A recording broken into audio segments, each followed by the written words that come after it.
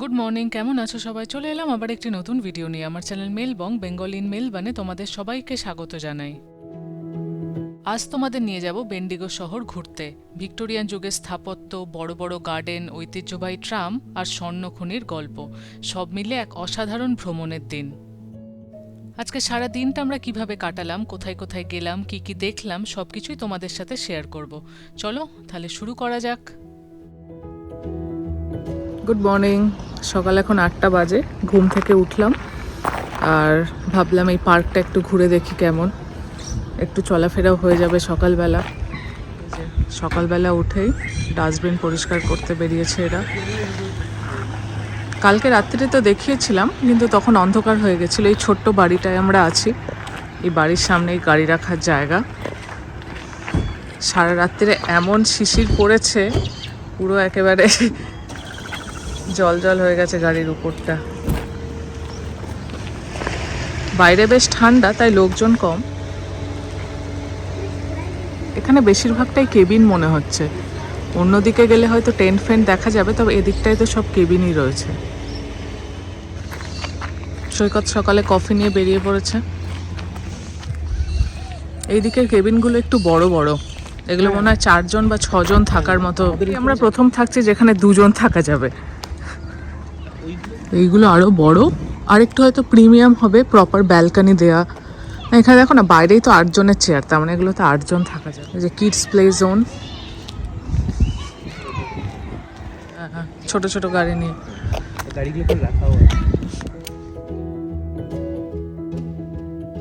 হ্যাঁ, সব গাছের পাতা ঝরে গেছে। ফলের টাইমে এলে খুবই ভালো লাগবে। এইখানে লোকজন বারবিকিউ করছে। বারবিকিউয়ের জায়গা, কমন এরিয়া, একদম সুন্দর এগ বেকনের গন্ধ বেরোচ্ছে। এটা বাস্কেটবল খেলার জায়গা। এই ডান দিকের গুলো আবার টেন্টের মতো, কেবিন নয়, বলে সাফারি টেন্ট। Safari tent. এগুলো তো আমরা একবার থেকেছি। বিজি রাখার জন্য যা যা করার দরকার সব কিছুই আছে, জিম টিমও আছে এখানে। বাইরে ওখানে বারবিকিউ, আর এখানে হলো kitchen, proper kitchen set up. Fridge থেকে শুরু করে ওভেন, মাইক্রোওভেন, পুরো একদম প্রপার সেট আপ। এইসব কিচেনগুলো থাকে যারা মেনলি ক্যাম্পিং করতে আসছেন, তারা যাতে একটু ভালো করে রান্না বান্না করতে পারেন। সব সময় গাড়ির মধ্যে হয়তো বা টেন্টের পাশে রান্নার খুব ভালো ব্যবস্থা থাকে না, তখন তারা এই কমন কিচেনগুলো ইউজ করতে পারেন আর কি। ফায়ার প্লেসও আছে, কেউ মনে করলে করতে পারবে। একদম কাছে এই বেন্ডিগো বটানিক গার্ডেন, এস্টাবলিশ হয়েছে 1857, অনেক পুরনো। এই বেন্ডিগো বটানিক্যাল গার্ডেন ভিক্টোরিয়ার অন্যতম পুরনো একটি বটানিক্যাল গার্ডেন। ভেতরে ঢুকলেই দেখা যায় বড় বড় গাছ, খোলা সবুজ মাঠ, তার সাথে পাখিদের কোলাহল। পরিবার নিয়ে হাঁটার জন্য কিংবা বাচ্চাদের খেলাধুলোর জন্য দারুণ জায়গা। মানে গাছটা ছড়িয়ে গিয়ে চারপাশে একটা ঘর মতো হয়ে গেছে। মানে গাছের পাতাগুলো, মানে ডালটা একদম নিচ অব্দি নেমে গেছে। মাঝখান দিয়ে একটা ছোট ক্রিক। হ্যাঁ, বটানিক্যাল গার্ডেনে একটা না একটা ইদার ছোট ক্রিক, একটা ওয়াটার বডি কিছু একটা থাকবে। সুন্দর এই বটানিক্যাল গার্ডেনে সকালবেলার মর্নিং ওয়াকটা করতে কিন্তু দারুণ লাগছিল আমাদের। দেখো এখানকারও কতগুলো ডাল কিরম মাটিতে নেমে এসছে। এটা যখন তখন পুরো ভর্তি থাকে, হ্যাঁ, পুরো যখন পাতা থাকে পুরো এরকম একদম গোল হয়ে থাকে। এখন পাতা নেই বলে বোঝা যাচ্ছে না।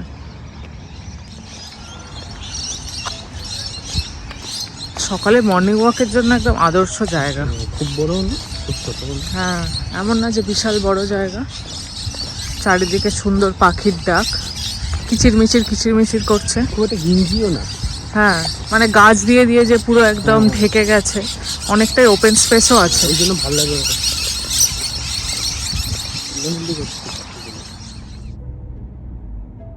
আজ সকাল থেকে ওয়েদারটা দারুণ। সারাদিন আকাশ একেবারে ঝলমল থাকবে, কোনো মেঘ বৃষ্টির সম্ভাবনা একেবারেই নেই।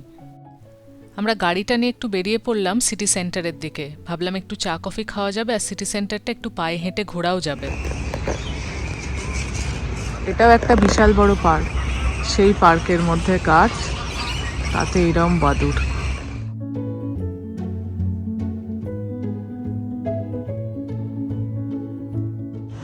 সেকেন্ড হ্যান্ড বুকের ডেডিকেটেড স্টোর। বেন্ডিগো তো এমনিতে অনেকটাই পুরনো শহর, অনেক। এই যে বেন্ডিগো শহর, এই সম্পর্কে তোমাদের একটু ইনফরমেশন দিয়ে দিই, তাহলে আমাদের সাথে সাথে তোমাদেরও ঘুরতে খুব সুবিধা হবে। 1850-এর দশকে অস্ট্রেলিয়ায় গোল্ড রাশ হয়, আর 1851 সালে এখানে প্রথম সোনার খোঁজ মেলে। তখন হাজার হাজার মানুষ সোনা খুঁজতে পৃথিবীর নানা প্রান্ত থেকে বেন্ডিগোতে চলে আসেন, আর অল্প সময়ের মধ্যেই এটি বিশ্বের অন্যতম ধনী সোনার খনি অঞ্চলে পরিণত হয়। খনি থেকে উপার্জিত অর্থে তৈরি হয় শহরের ব্যাংক, স্কুল, চার্চ এবং অন্যান্য পরিকাঠামো। এখানকার রাস্তাঘাট এবং বাগানগুলোকে ইউরোপীয় ধাঁচে সাজানো হয়, আর এখানকার ঘরবাড়ির মধ্যে একটা ভিক্টোরিয়ান যুগের স্থাপত্যের নিদর্শন পাওয়া যায়। 1862 সালে এখানে রেলপথ চালু হয়। তারপর থেকে বেন্ডিগোর উন্নতি আরও দ্রুত হয়। এই বিল্ডিংগুলোর নাম দেখলেই বুঝবে, colonial mutual life, Australian mutual provident society. এখন আমরা এসে পড়েছি বেন্ডিগো রোজালিন্ড পার্কে। শহরের একেবারে মাঝখানে অবস্থিত এই সুন্দর পার্কটি স্থানীয় মানুষ এবং পর্যটকদের কাছে খুবই জনপ্রিয়। পার্কের মধ্যে রয়েছে রানী ভিক্টোরিয়ার বেশ উঁচু একটা মূর্তি।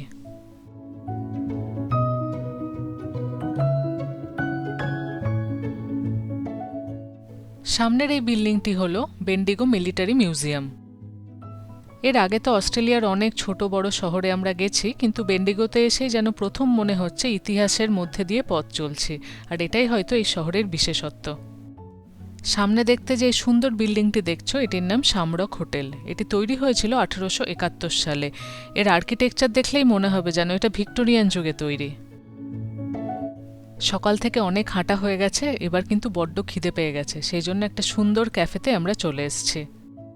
ক্যাফেটির নাম আউট অফ অর্ডার। এর রেটিং কিন্তু খুব ভালো, সেই রেটিং দেখেই আসা। কফি অলরেডি পেয়ে গেছি, স্যান্ডউইচ আসছে, কফিটা খেতে ভালো। এটা হলো বেগেল স্যান্ডউইচ। এই যে বেগেল হচ্ছে এরকম ফুটো ফুটো ডোনাটের মতো দেখতে হয়, তার স্যান্ডউইচ এরকম loaded with chicken, spinach, tomato, সুন্দর করে একদম টোস্ট করা, ক্রিসপি টোস্ট।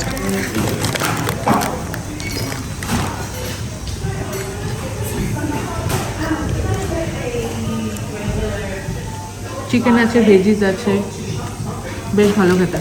আর ব্রেডটাও সিডেড বলে টেস্টটা ভালো।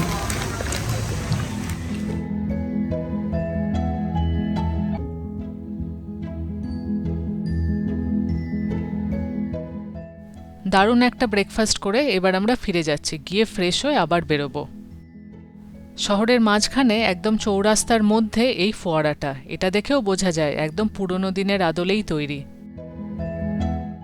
আগের দিনের ভিডিওতে তোমাদের বলছিলাম যে কেন আমরা গতকাল রাত্রিরেই চলে এসেছি।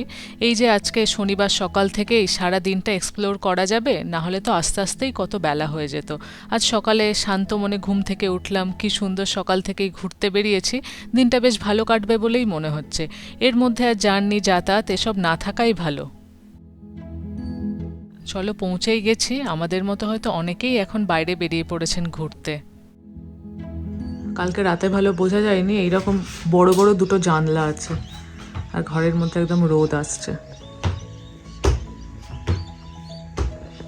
এখন তো বাইরে থেকে ঘুরে চলে এলাম আমরা, একটু ঘরে রেস্ট নিয়ে আবার ফ্রেশ হয়ে তারপর বেরোবো। রোদ উঠে গেছে তো বাইরে, খুব বেশি গরম জামাও পরা যাবে না। ভালোই একটু রিল্যাক্সিং। মেলবার্নে ঘুরতাম, তার জায়গায় বেন্ডিগোতে ঘুরছি, আর পুরোনো শহর বলে না, ফিলটাও একটু আলাদা, ভালোই লাগছে। ফ্রেশ হয়ে আমরা একেবারে বেরিয়ে পড়লাম, আর এখন ফেরার প্ল্যান নেই, একেবারে সন্ধেবেলায় ফিরব। এখন আমরা যাচ্ছি বেন্ডিগো ট্রাম ডিপোর দিকে। এখানে প্রত্যেকটা বাড়ি কিরকম পুরোনো দিনের মতো, আর একই রকম ডিজাইন সবগুলো বাড়ির। আমরা এখন ট্রামে চড়তে এসেছি, বেন্ডিগো ট্রাম।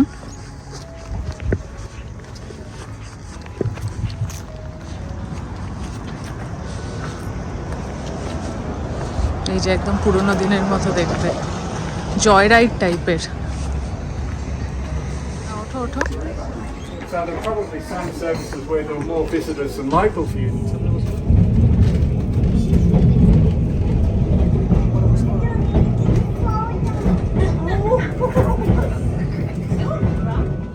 ট্রামটা ডান দিকে যাবে বলে লাইনটা বদলে দিল।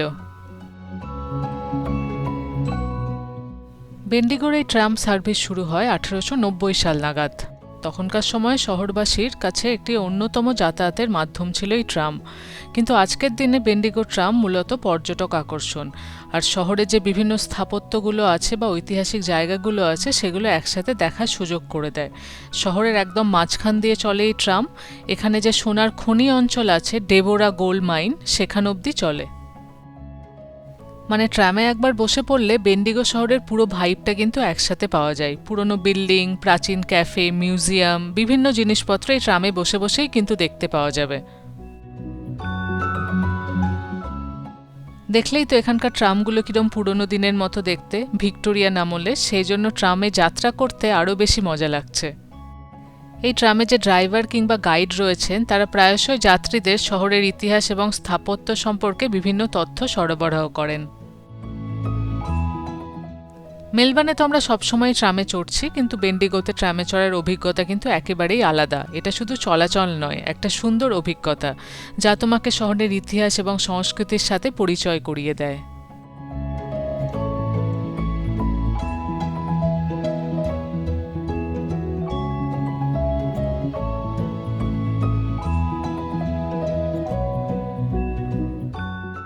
তোমাদের সাথে গল্প করতে করতে চলে এলাম দেবোরা গোল্ড মাইনে। এখন ট্রাম থেকে নেমে পড়ব, গোল্ড মাইনটা ঘুরবো, তারপর আবার ট্রামে করেই ফিরে যাব সেই ডিপো পর্যন্ত।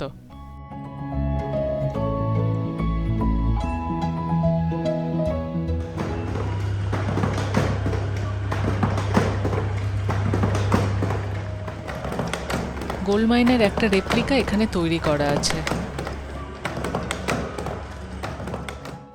এই দেবোরা গোল্ড মাইন ছিল একসময়ের বেন্ডিগোর সবথেকে বড় এবং সফল খনি। আগেই তো বলছিলাম পৃথিবীর নানা প্রান্ত থেকে মানুষজন এখানে চলে এসেছিলেন এই সোনার খোঁজে।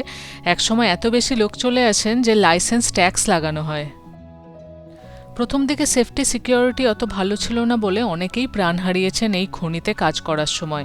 এমনও গল্প শোনা যায় যে একজন নারী তার পিতা, তার স্বামী এবং তার পুত্রকেও এই খনি অঞ্চলেই হারিয়েছেন। সামনের এই বোর্ডে এইরকম সব গল্পই লেখা ছিল, সেগুলোই পড়ছিলাম। এখানে একটা বারগ্রাফে দেখানো আছে যে ভিক্টোরিয়া যে খনিতে সোনা উত্তোলন হতো তার মধ্যে কোথায় কত সোনা পাওয়া গেছে। এর মধ্যে বেন্ডিগোতে 7 লাখ কিলো সোনা পাওয়া গেছে। আজকের দিনে এই ডেবোরা গোল্ড মাইন পর্যটকদের কাছে বিশাল আকর্ষণের জায়গা। এখানে ভেতরে যাওয়ার সুযোগ পাওয়া যায়। এখানে পুরনো খনির সরঞ্জাম, রাস্তাঘাট, গ্যালারিগুলো দেখতে পাওয়া যায়। এখন আমরা ঢুকছি খনিতে যারা কাজ করতেন তাদের চেঞ্জিং রুমগুলো কেমন ছিল সেটা দেখতে। এই সবগুলো এখানে স্নানের জায়গা ছিল। চেকিং করা হতো না, হ্যাঁ, সোনালি না বেরিয়ে যেত। When we come up, you come straight in this room. 410 metre. 410 17, আজকের দিনে প্রায় 20 তলা হয়ে যাবে।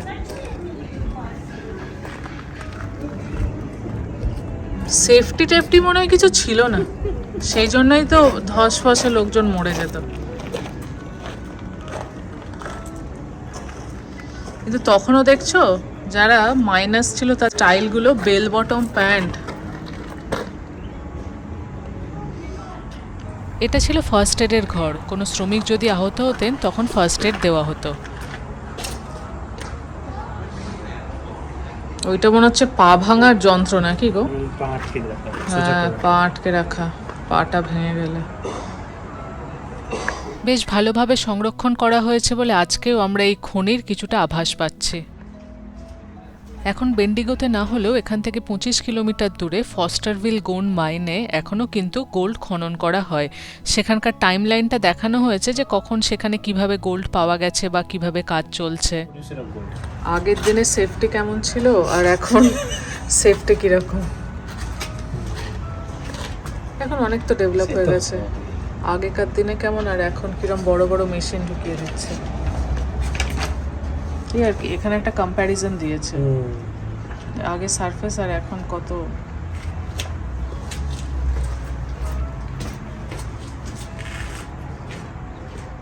চলো এবার মিউজিয়ামটা দেখি। এই রকম বড় বড় দুটো সোনার চাই এখান থেকে পাওয়া গেছিল। ডান দিকেরটা 27 কেজি, বাঁ দিকেরটা 11 কেজি। এগুলো যদি এখনও রেপ্লিকা, বাট এই রকম বড় বড় চাই কিন্তু এখানে পাওয়া গেছিল। এগুলো আগেকার মানুষের ব্যবহার্য জিনিসপত্র। কিভাবে ব্লাস্ট করে সোনার খনি ফাটানো হতো সেইটা দেখিয়েছে। এইগুলো দেখো, এগুলো কিন্তু রিয়েল গোল্ড।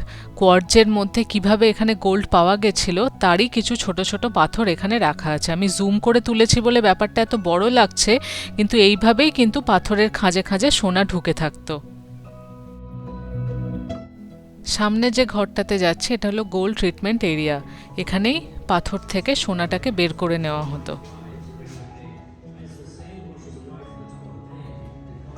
এখানকার মাটিতে এখনও কণা কণা সোনা পাওয়া যায়, আর এই জল ভর্তি করা জায়গাগুলোর মধ্যে কিছু ওরকমই মাটি রাখা আছে। তুমি পাত্র দিয়ে খুঁজে খুঁজে দেখতে পারো সোনার কণা রয়েছে কিনা। আমাদের গোল্ড মাইন ঘোরা শেষ, একটু পরেই আমাদের ট্রাম ছাড়বে। চলো বেরোই। এটা খুব সাজানো একটা স্পেশাল ট্রাম, এটাতেই আমরা এবার যাব। 12:30টায় ছাড়বে। চলো ট্রামে উঠে পড়লাম। An admirer of the renowned British beer agriculture, which is the Bendigo Thompson, with his nickname Bendigo. উলের তৈরি বিভিন্ন জিনিস দিয়ে ট্রামটাকে সাজানো। মনে হয় শীতকাল বলে এরকম সাজানোর জন্য উলের তৈরি বিভিন্ন জিনিসপত্র ব্যবহার করা হয়েছে। দেখতে বেশ ভালোই লাগছে। ট্রাম রাইড শেষ হয়ে গেল, ডিপোতে এসে নেমে পড়লাম। দেখি ডিপোতে আর কতগুলো ট্রাম আছে। ডিপোতে আরও 2টো ট্রাম আছে, আর এটা ট্রাম লাল হলুদ।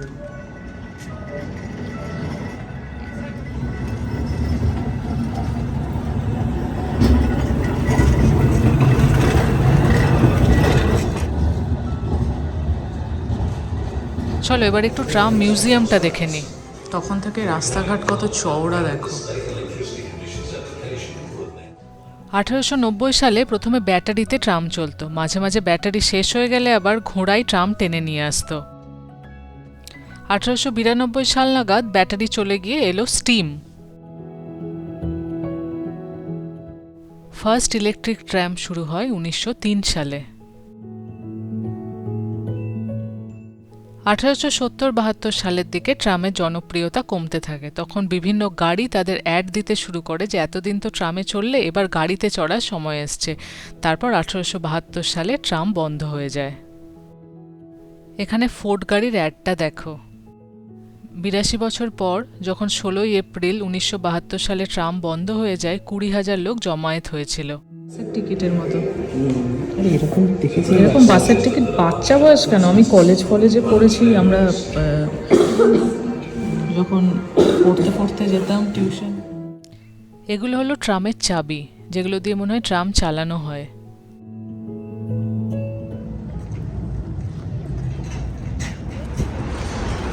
আমরা লাঞ্চ করতে এসেছি টার্কিশ কিচেন। টার্কিশ খাবার দাবার খাওয়া যাক কেমন। আমরা রেস্টুরেন্টের ভেতরে চলে এসেছি। ভেতরের অন্তঃসজ্জা বেশ ভালোই, খুব একটা ভিড় নেই। তবে সব থেকে যেটা আমার দৃষ্টি আকর্ষণ করলো সেটা হচ্ছে সামনে রাখাই সুন্দর সুন্দর দেখতে মিষ্টিগুলো। প্রত্যেকটাই দেখতে অসাধারণ। এগুলো হলো বাকলাভা। টার্কিশ মিষ্টিতে মিষ্টির ভাবটা একটু চড়ার দিকে থাকে। এই যে আমাদের খাবার চলে এসছে। আজকে আমরা টার্কিশ রেস্তোরাঁয়।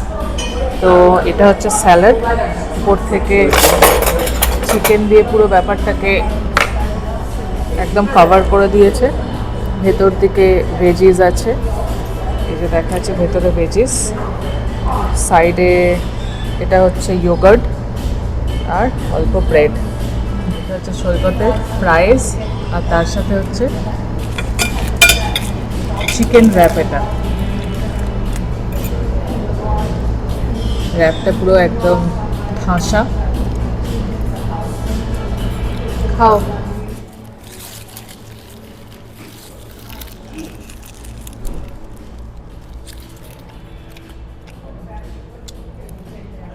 ভালো খেতে। ভালো। চিকেনটা বেশ সফট আছে, একটু অন্য টাইপের ফ্লেভার আছে, মানে মানে গ্রিকের থেকে টার্কিশের ফ্লেভারটা ফ্লেভারটা আলাদা বুঝতে পাওয়া যায়। বোঝা যাচ্ছে। It feel the difference. এটা খুব ফ্রেশ ফ্রেশ ব্যাপার আছে। হ্যাঁ, কারণ একদম পুরো লেটুস ফেটুস দিয়েছে তো। ব্রেডটাও একটু পাতলা, একটু অন্য টাইপের। টার্কিশ পেট একটু এরকম হয়।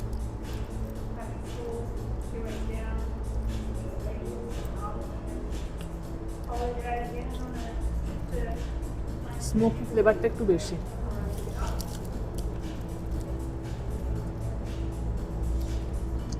ভালো না, যে ভেতরে একদম বিভিন্ন কালারের লেটুস।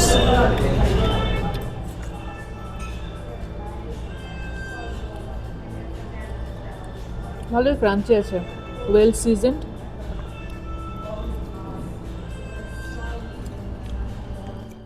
খেয়ে দিয়ে বেরিয়ে পড়লাম পরবর্তী গন্তব্যের উদ্দেশ্যে। তবে আজকের গল্প এই অবধিই থাক। আজকের ভিডিও এখানেই শেষ করছি। আজকের এই ভিডিও তোমাদের কেমন লাগলো আমাকে কিন্তু অবশ্যই জানিও। ভালো লাগলে একটা লাইক করে দিও, আর আমার চ্যানেল যদি তোমাদের ভালো লাগছে তাহলে প্লিজ সাবস্ক্রাইব করে পাশে থেকো। সবাই খুব ভালো থেকো। আজ তাহলে আসি, টাটা।